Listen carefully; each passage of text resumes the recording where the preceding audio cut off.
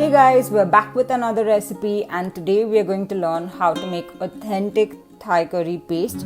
So let's jump into the recipe. So in terms of ingredients, we'll be needing basil, fresh basil, some shallots, miso paste, which is a fermented soybean paste, Kaffir Lime zest, some lemongrass, coriander roots. Yes, you need to use the roots, they are full of flavor. And then we'll need some garlic, some fresh coriander leaves, some Thai red chilies. You can also use green chilies to make green Thai curry paste. And then we have some Kaffir lime leaves, some galangal. Substitute that with ginger if you don't have galangal.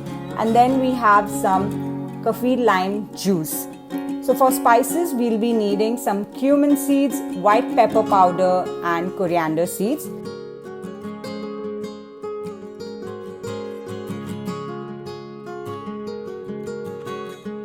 So in a pan, add in the dry spices except white pepper powder and dry roast them for about 5 minutes.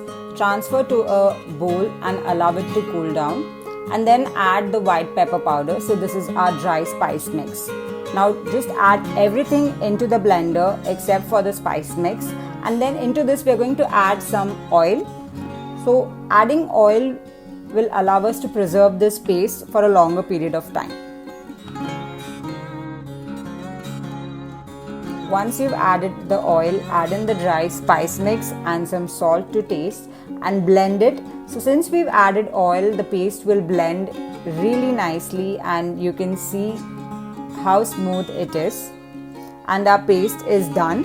So you can use this instantly by adding some coconut milk and some sauteed veggies to make an amazing Thai curry, or you can store it in freezer up to 2 months.